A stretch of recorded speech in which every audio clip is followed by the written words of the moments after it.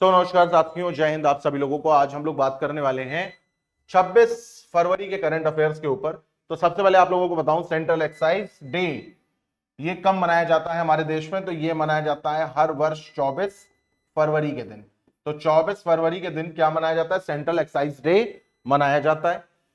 फिर जैसे ही आप लोगों ने नाम सुना होगा, एक संस्था है हमारे देश में ईपीएफओ, वैसे ही एक संस्था है हमारे देश में ईएसआईसी, है ना, एम्प्लॉय स्टेट इंश्योरेंस कॉर्पोरेशन। जिनकी सैलरी कम होती है उनके लिए ईएसआईसी होती है, ईएसआईसी सुविधा देती है उनको।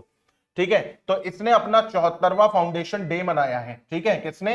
एम्प्लॉय स्टेट इंश्योरेंस कॉर्पोरेशन ने। फिर अगर मैं आगे की बात करूं तो एक सेकंड आपको रुकना पड़ेगा। चल जा भाई जल्दी से। पूषा कृषि विज्ञान मेला ये कब था भाई? तो ये था आपका 24 से लेकर के 26 फरवरी। और इसका जो शुभारंभ है वो किसने करा था? तो वो करा था जो हमारे वो है कृषि मंत्री, अरे यार एकदम से नाम भूल गया उनका, एमपी के जो थे हमारे फॉर्मर चीफ मिनिस्टर। हम्म चौहान। यार एकदम से मैं नाम कैसे भूल सकता हूं उनका। चलो छोड़ो, अभी याद आएगा तो मैं आपको बताऊंगा। ठीक है, तो ये पूषा कृषि विज्ञान मेला जो था ये नई दिल्ली में आयोजित किया गया था। 24 से 26 फरवरी में किया गया। अभी जल्दी में हुआ था 24 से 26 फरवरी। और इसका जो थीम था वो था उन्नत कृषि और विकसित भारत। तो ये जरूर आप लोग याद रखिएगा कि उन्नत, शिवराज सिंह चौहान, शिवराज सिंह चौहान यार, farmer MP PM, MP CM sorry. तो उन्नत कृषि विकसित भारत,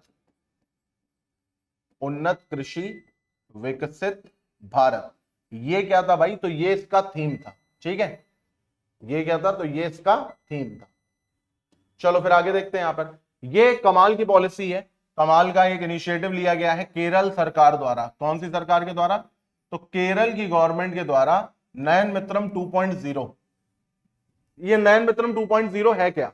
तो आंखों की जांच करने वाला एआई टेक्नोलॉजी। तो ऐसी एआई टेक्नोलॉजी जो कि क्या करेगी? जो डिटेक्ट करेगी कोई प्रॉब्लम है या नहीं आपकी आंखों में, detect problem in human eyes.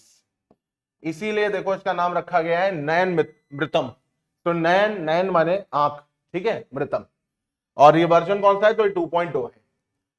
वर्ष 2024 में विश्व में सबसे ज्यादा आईपीओ द्वारा फंड जुटाने में भारत पहले स्थान पर है। आईपीओ समझते हो ना, इनिशियल पब्लिक ऑफरिंग, उसके थ्रू भारत ने सबसे ज्यादा फंड जुटाए हैं। और कितने जुटाए? तो 19 बिलियन डॉलर जुटाए।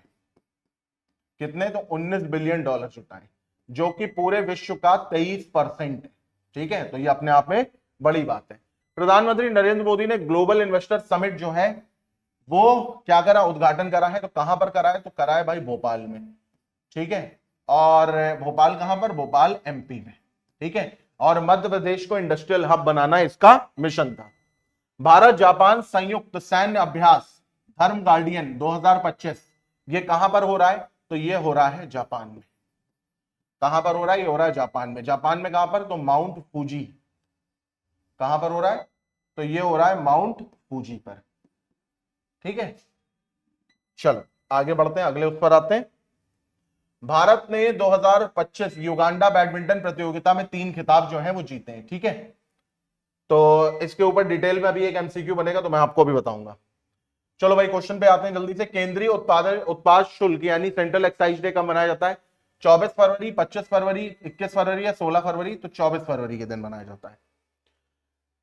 तो एम्प्लॉय स्टेट इंश्योरेंस कॉर्पोरेशन कब स्टैब्लिश हुआ था? 1952, 65, 71 या 83? तो 1952 के दिन हुआ था। भारतीय कृषि अनुसंधान संस्थान IARI को और किस नाम से जाना जाता है? एग्रीकल्चर इंस्टीट्यूट, कुशीनगर इंस्टीट्यूट, पूषा इंस्टीट्यूट या मगध इंस्टीट्यूट? तो सही जवाब है पूषा इंस्टीट्यूट।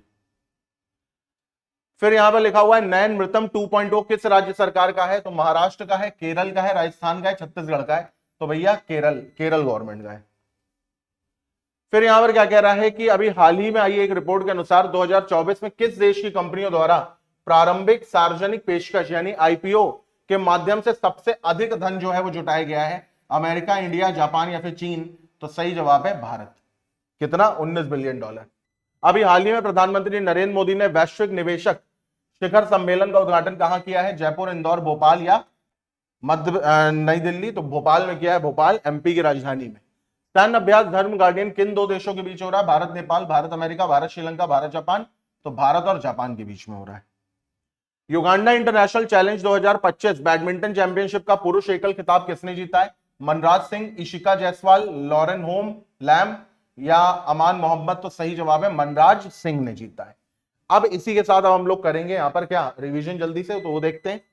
भारत में जीएसटी कब लागू किया गया था? बहुत इंपॉर्टेंट क्वेश्चन है, अधिकतर पूछा गया 1 जुलाई 2017 को। अंतरराष्ट्रीय श्रम संगठन की स्थापना कब हुई थी? तो ये 1919 में हुई थी। पूषा कृषि विज्ञान मेला 2025 का थीम क्या था? तो उन्नत कृषि विकसित Bharat, advance agriculture developed India. विश्व का पहला सरकारी एआई संचालित नेत्र जांच कार्यक्रम कहां संचालित है? तो केरल भारत में, नयनमृतम 2.0। किस संस्था कंपनी ने सिंधु घाटी रिपोर्ट 2025 में जारी की है? तो मुंबई में स्थित क्या नाम है? ब्लूम बेचर्स एडवाइजर्स प्राइवेट लिमिटेड। अभी हाल ही में प्रधानमंत्री नरेंद्र मोदी को वैश्विक निवेशक शिखर सम्मेलन का उद्घाटन किया है। इस समिट में कुल कितनी नई औद्योगिक नीतियों की घोषणा की? तो 18। याद रखिएगा 18 न्यू पॉलिसी के ऊपर बात करी गई है। ठीक है, 18 न्यू पॉलिसी के ऊपर बात करी गई है। भारत और जापान की सेना के मध्य कौन सा संयुक्त सैन्य अभ्यास आयोजित किया जा रहा है? धर्म guardian. Uganda international challenge 2025 badminton championship का मिश्रित युगल खिताब किसने जीता है? तो ईशान भटनागर, श्रीनिधि नारायणन की भारतीय जोड़ी ने जीता है। ठीक है, फिर यहां पर लिखा हुआ है कि झूमोयर नृत्य भारत के किस राज्य में प्रसिद्ध है? तो असम में।